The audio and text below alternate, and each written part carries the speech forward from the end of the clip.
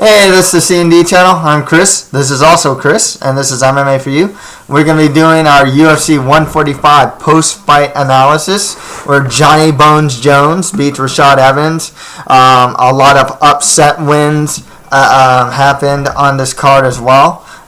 Some flat fights, but also some very good fights on here. Some really cool finishes. There's a good amount of talking points coming from here. What are your overall thoughts on the card? Overall, I thought it was. It was a solid card. It wasn't as exciting as I, had anticipated, but a lot of solid fights, and I wasn't let down. So cool, man. Awesome. Okay. Let's just get right to it. John Jones managed to retain his belt against Sugar Rashad Evans. I don't really know what it's hard to say what the story of the fight is. Is it elbows? Is it that there was no wrestling? Does it mainly took place in, Jones is pretty dominant against Evans, Is it the reach?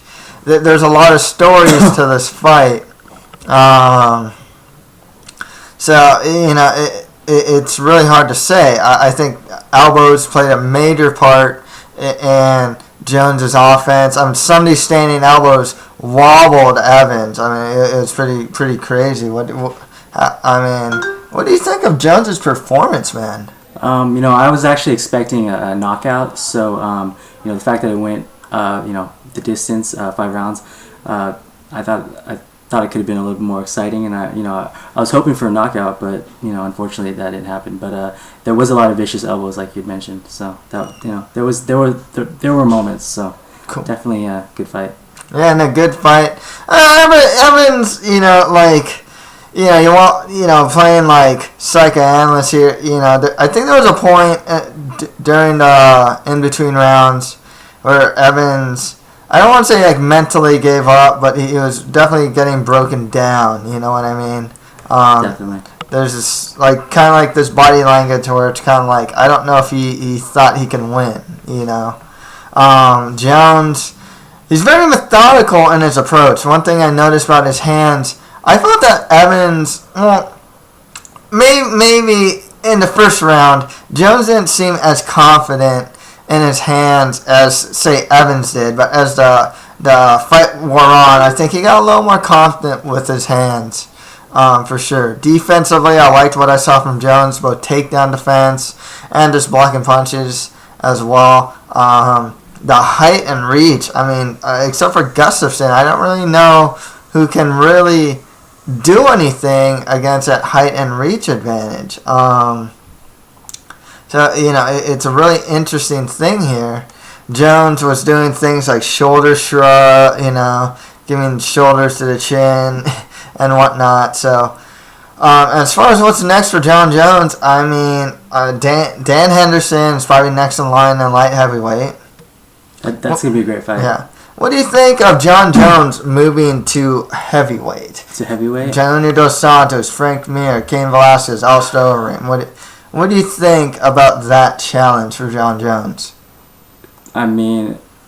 He's completely demolishing his current, weight category. So I think that's the most logical. Next move for him. But I wonder how he's I wonder how he's going to perform at that weight category. What do you think about that? He needs to bulk up, especially his legs.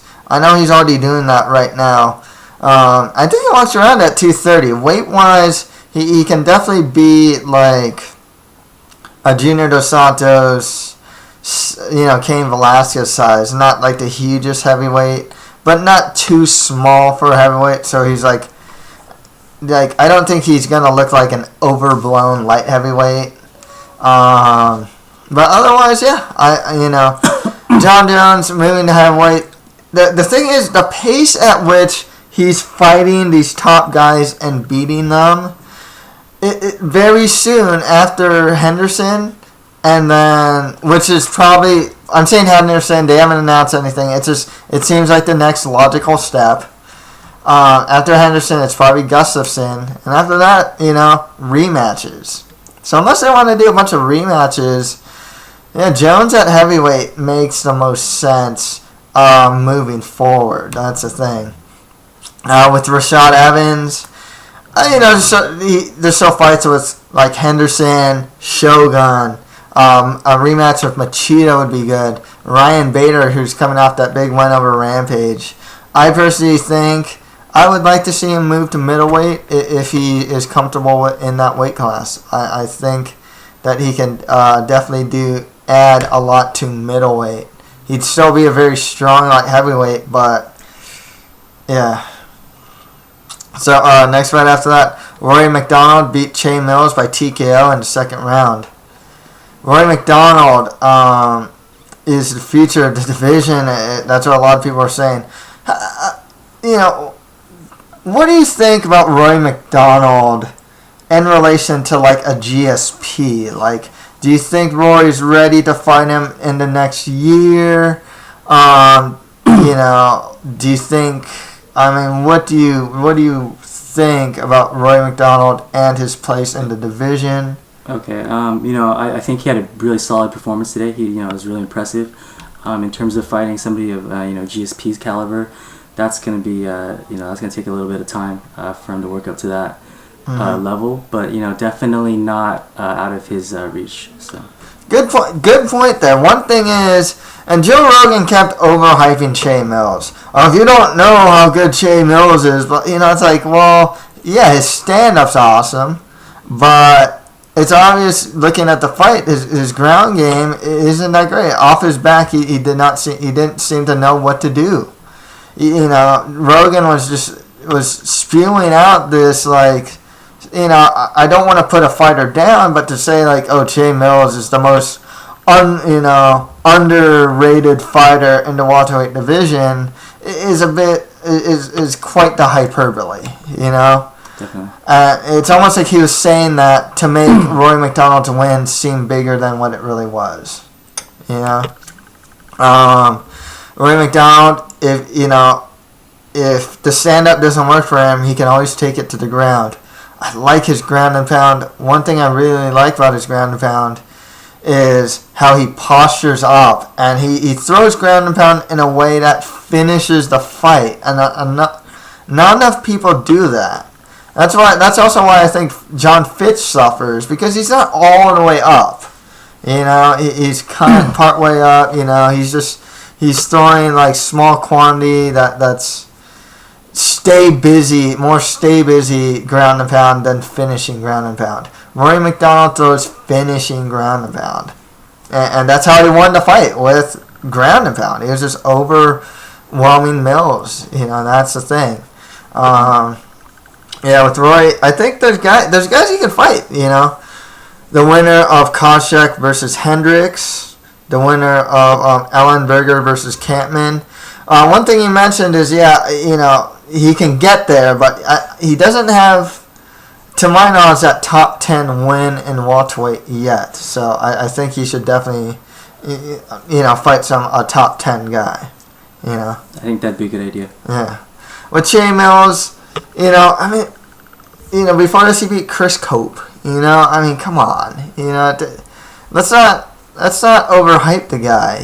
He beat Chris Cope.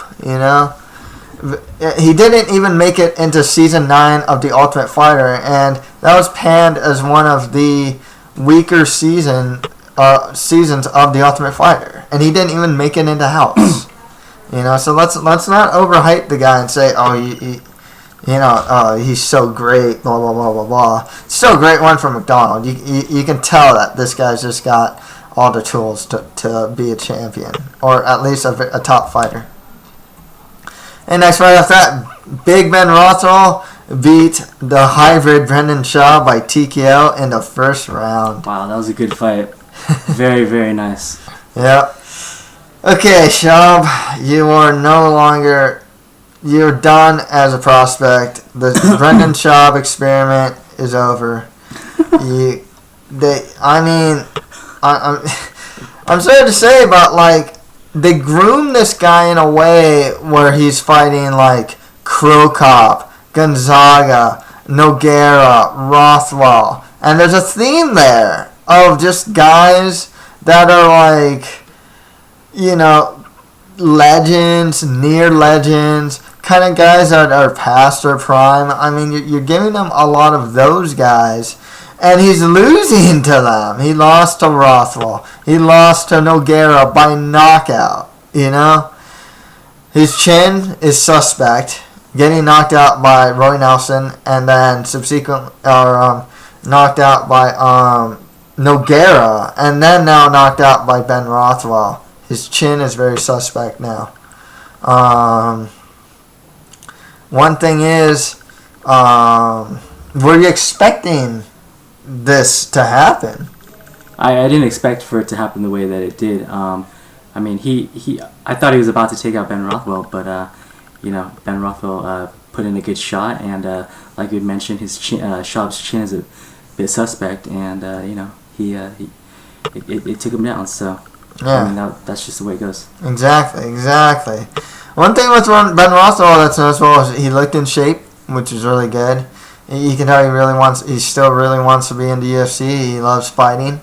One thing that was very amateurish on Schaub's part, is that, he got the spinning back elbow and wobbled Ben Rothwell. But Ben Rothwell has just such a good chin. He's known as a very durable guy. You don't get into gunfights with this guy, even when he's on, noodly legs. You know what I mean? You don't want to do that against a guy like that. You want to have a little more measured approach, because Rothwell is a guy that isn't gonna give up. That's the thing.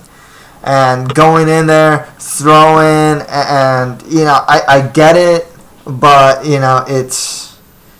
it costs a lot of people sometimes. If you think Pat Barry, Czech Congo, for example. And I think Brendan Schaub should probably fight the loser of like LeVar Johnson, Pat Barry, maybe Ben Rothwell, the winner of that fight. Maybe Brendan Schaub, Czech Congo. Ben Rothwell, Czech Congo wouldn't be too bad either.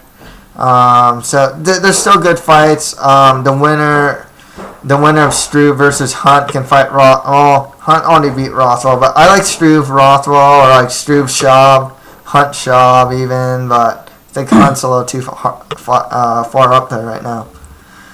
Okay, next one after that, Michael McDonald beat Miguel Angel Torres by knockout in the second round. This was I know on the betting lines this was a very close fight, but watching the fight, Oh no, yeah, the very first. Did I say second round? I think first round. My bad. It's okay. I said my bad. And the first round. Okay. What do you think about this? This guy, a former champion. A very experienced guy, getting knocked out. In the first round by this young prospect. Yeah, that definitely unexpected. But this kid's he's coming up, and he looks good. He looks like he's gonna have a bright future. So. Yeah, exactly. Similar to Rory McDonald, they're not related. This guy started MMA training. He at a very young age. One thing he kept catching Miguel Torres with uppercuts coming in, and it was masterful. I mean, he knocked him out. And what kind of worries me about Torres, he's been in so many firefights. He got knocked out by Brian Bowles, got hurt really bad and submitted by Benavidez, knocked out by McDonald. I gotta wonder if Miguel Torres' chin is done. If he like it's Chuck Liddell, or his chin is gone. I have to kind of wonder about that. As far as future fights for Michael McDonald, he needs to fight a top 10 guy now. The winner of Henan Barral versus Menjivar, maybe. The winner of Jorgensen versus Wineland. Or just any other top 10s that I can think of at the moment at 135. I'd like to see Miguel Torres still fight Uriah Faber, especially if Uriah Faber loses to Dominic Cruz. If not, the loser of those fights, like Menjivar, the Menjivar-Burrell fight, or the loser of Jorgensen-Wineland. I can't think of many 135ers because I know Benavidez and Demetrius Johnson moved down in weight. So I can't really think of the top 135ers at this moment. But yeah, those fights work. Okay, next fight after that, another upset here. Eddie Yagin beat Mark Hominick by split decision. Mark Hominick was a huge favorite coming into this fight, you just got to wonder about the death of Sean Tompkins and how that's affecting him mentally. That's the thing. But, granted, Hominick was trying to play technical. Yagin, flat foot, but, he sits on his punches and he throws and he's got some power, man. So it's because this fight really came off like a tune-up fight for Mark Hominick, and that didn't happen. After losing to Korean Zombie in 7 seconds, you lose to Eddie Yagin. You're losing to guys progressively down the ladder. This is not good for Mark Hominick. I think the UFC will keep him, but I suspect that they'll probably give him another Eddie Yagin level guy. Maybe like the loser of Leonard Garcia versus Matt Grice or something like that, like a Matt Grice, or just some lower level guy, Wagner Roca, or someone like that. Eddie Yagin, this is a guy who lost to Junior Sanchao, and now he has a win over Mark Hominick. It's really hard to say where he goes. Skill-wise, I don't know. He doesn't appear to be that great to me, to be perfectly honest. Maybe one of those prospects coming up, like the winner of Daniel Pineda versus Mike Thomas Brown. A fight with Cub Swanson would be pretty cool. Or the winner of the Hades versus I forgot who Hades is fighting now. Versus Seiler. Yeah, maybe he can get something like that. Okay, next fight after that, Mark Bocek beat John Alessio by unanimous decision. It was a good fight. The story of the fight really was that Mark Bocek managed to take John Alessio down and get dominant positions on him. Alessio was mainly the better on the feet, especially with the jab and straight punches. But otherwise, it's a good one for Bocek. One thing about Bocek is he always seems to be that guy that he fights top guys and loses, and he lost to Danzig as well. But the other guys he's fought were only top guys.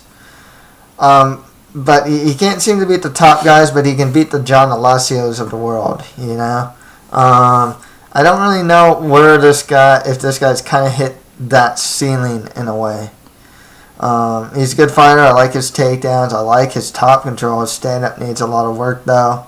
Alessio, he took the fight on short notice. He'll probably get another fight. There's a lot of lightweights out there. I think Bocek versus the winner of Sass versus Volkman makes a lot of sense. Actually, it makes a lot of sense because they're both grappling-based fighters. With Alessio, just some lower tier in the lightweight division. Maybe Makdessi or Escudero if they're still in the UFC after this. Okay, on to the prelims. Hapa Travis Brown beat the Gravedigger Chad Griggs by arm triangle choke. Did you get to see this fight? I forgot. I think I saw part of it actually. Yeah. I think Brown was clearly the bigger man and the more technical fighter. He landed a lot of massive flying knees that cracked Griggs in the jaw. So, great win for him. Yeah, exactly, man. Exactly. That's pretty much, after that flying knee, went for the takedown and got mount. Griggs didn't really seem to know what to do in mount and got arm triangled for it. I had some arguments with some guys about Griggs and Brown, because there's some people that are high on Brown, and I'm pretty high on Brown, but some people are not very high on Brown. The guy's still undefeated. He has a really good win over Stefan Struve by knockout. Chad Griggs, he's a fun fighter, but let's face it, his level of competition hasn't been that great. He looked like a white belt when he was put on the ground. I mean, he didn't really have anything for Travis Brown, to be perfectly honest. And honestly, technique-wise, he's not that great. I like him. It's just that he kind of wins by being a tough guy, But, one thing with Brown that I like, I mean, this is a guy that's like 6'7", and like you said, he threw a flying knee. He also got a lot of air throwing that flying knee, one thing, and that goes to the point of he moves really well for his size. That's one thing that does impress me about him, and he does have wrestling ability as well. In the Broughton fight, he showed that he can take guys down. I think he even took down Chuck Congo. Brown's biggest issue really is his gas tank. He's so great in the first round, but tends to fade in the next couple rounds after that. I'd like to see Brown against Rothwell. That'd be pretty cool. I think that's fight that makes sense. And maybe Shaw versus Griggs. Actually, I think those fights actually make the most sense at this time. If you want to give a comeback fight for Shaw, Griggs is that guy. He's still a tough guy. Brown and Rothwell are coming off some pretty big wins here. It makes a lot of sense for them to fight each other. Okay, here's another upset here as Matt the Immortal Brown beat Wonder Boy Stephen Thompson by unanimous decision. I'm going to toot my own horn this fight. I'm going to be perfectly honest with you. I predicted Matt Brown to win in the way that he did. He makes fights ugly. And here is the other thing, too. And this is something, if you're a guy like me who predicts fights, who analyzes fights, if you're a bettor or something like that, it's just that you always have to watch out for guys that are heavily hyped. I mean, on the line, I want to say he was like a -300 or 400 or something like that for Thompson. But, it's kind of like, who did he beat last? Dan Stitchin. It's like, who's Dan Stitchin? It was a cool head kick. But, like, I remember I was having this argument with one guy. It's like, oh, yeah, well, if Brown gets a clinch, I think that Stephen Thompson will not stay in the clinch for a long time. It's like, how do you know that? You saw one fight from the guy, You saw one fight, and Stitchin, even the announcer said Stitchin was a punching bag. It's like, you can't, as a person, when you analyze fights, you can't make up abilities that you've never seen from a guy. You can't just say that Stephen Thompson's going to be able to get out of the clinch if you've never seen it. Do you know what I mean? Definitely. And Matt the Immortal Brown, he got hit hard a lot of times. But he's a guy, kind of like a Rothwell type, that will keep coming out here. I was saying this when I saw the fight. This guy OD'd. The reason why he's called the Immortal is because he OD'd and almost died. Is that right? Yeah. It's crazy. This guy, being in the cage this guy almost died. I mean, seriously, being in the cage, he's probably not scared.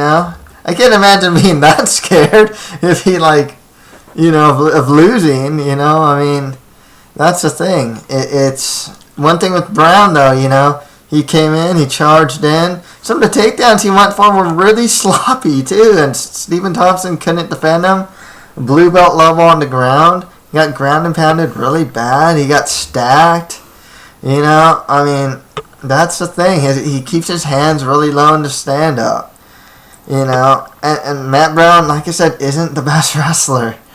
And he's just a really tough guy, I can imagine Dan Miller. He's like that too. He's moving to 170. I can see him beating Thompson just based on that fact, He's a tough guy. He can wrestle well. He's not going to go down from one punch, I like Wonder Boy. He's still a prospect, but it's obvious he still needs a lot of work, especially in the grappling department. Matt Brown is a perfect gatekeeper. I think he should fight more prospects. If you can't beat Matt Brown, you don't deserve to be, to fight higher level competition. Thompson, I think he should get more fights. Maybe Keith Wazinski or something like that. Just some low level welterweight. Matt Brown, just keep holding the gate, dude. That's all I can say. He's on a 2-fight win streak, actually. So, yeah, just keep that gate open, I think guys like an Eric Silva are probably not a good fight for him, but the other thing that Matt Brown's good at as a gatekeeper, it's getting rid of fighters. It's kind of like, Chris Cope. Okay, well, let's give him Matt Brown so Matt Brown can get rid of him, John Howard, same thing, so he's good at getting rid of guys too. He has a great role in the UFC because he takes fights on short notice as well. Hey, next fight's a fight you're happy about as Anthony Njokuani beat John McDessie by unanimous decision. That I am. Yeah. So yeah, man. The height advantage was very apparent in this fight. And the kicks were definitely a good strategy for Njokuani. He's hitting good body kicks, some leg kicks as well. I liked what I saw from Njokuani.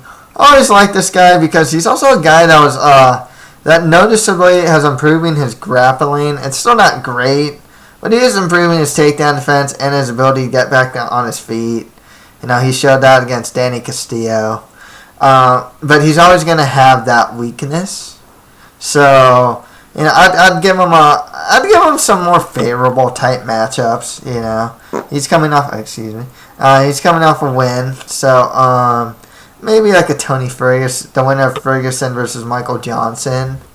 It's a little more of a favorable matchup because those are guys that'll stand with him. Maybe not Michael. Well, Michael Johnson does stand with people when he needs to. McDessie should move down to featherweight, which is kind of weird because he actually missed weight for this fight.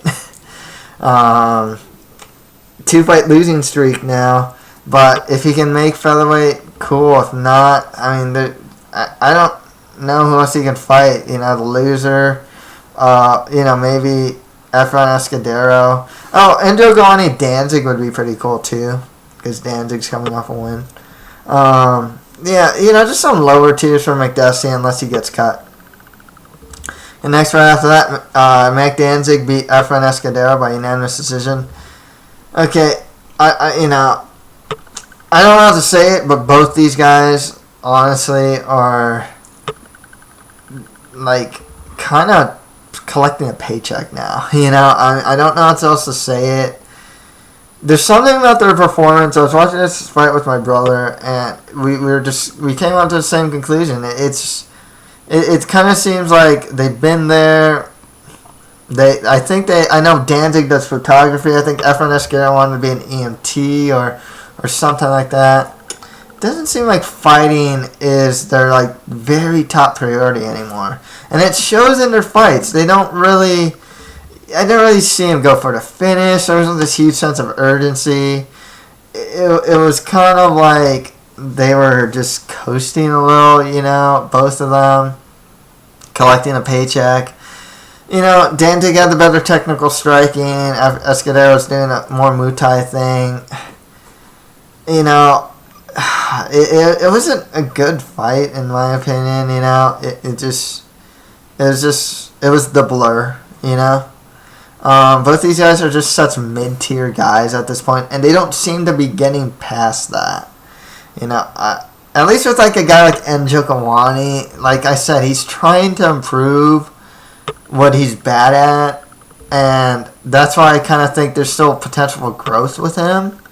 And even Bochek, I think there's some potential for growth with him as well, because his wrestling's a lot even sharper. It looks like he's trying to get better stand-up, but guys like Danzig and Escudero, You know, it's they just seem so content with where they are now. You know, it doesn't seem like, you know, I know Danzig's been in the fight game for a long time too. So it just, I can't really see him get much farther, to be honest. Good win for Danzig, but it is kind of flat for me. Actually, his last 3 fights are flat. I actually missed the Chris Clements versus Keith Wazinski fight. 2 losses in a row for Wazinski, though. He might get cut. Clements, good win for him. He's kind of old, though. He does have good stand-up, but, you know, he does have problems with takedowns. What I did see from the fight, he got taken down pretty early in that first round, you know. So, you know, he definitely has a grappling disadvantage. Again, finally, this fight was really flat, too. Marcus Brimage versus Maximo Blanco, where Brimage won by split decision.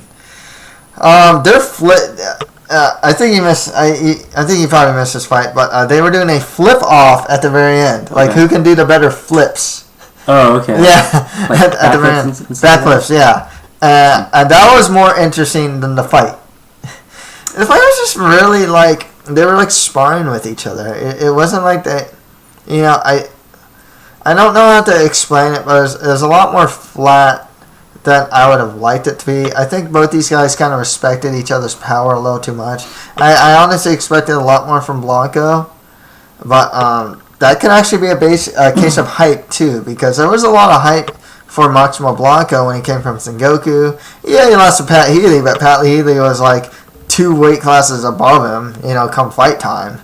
You know, because Pat Healy is just a huge lightweight. So no loss there. But, you know, you come into UFC, you're still well known for having, like, great wrestling, which you don't really use too much, and good stand-up. I like Blanco's uppercuts and inside game, and I hardly got to see it. Good one for Brimage, though. He's still young, you know. He's showing improved takedown defense. He does have a lot of power, training with the right guys. I'd like to see what he can bring to the featherweight division. He should fight more lower tier guys, though. Maybe the winner of Garcia versus Grice or someone like that, or Nam Fan or something like that. Okay, that's pretty much it for my UFC 145, or our UFC 145 post-fight analysis. If you have any comments, just leave them below. Got any final comments, my man? No, I mean, I thought it was a solid card. It wasn't as exciting as I had anticipated, but definitely not a letdown, and looking forward to more UFC action in the near future, hopefully. Yeah, in May they have UFC on Fox, early May, and Mir versus Junior Dos Santos, UFC 146. Two big UFCs for the month of May. So, and a Strikeforce card, and of course a lot of Bellator. So, good stuff there. I might do a post-fight analysis for Invicta and the Bellator coming this Friday, so watch out for that. And that's pretty much it for MMA for you. Thank you guys very much.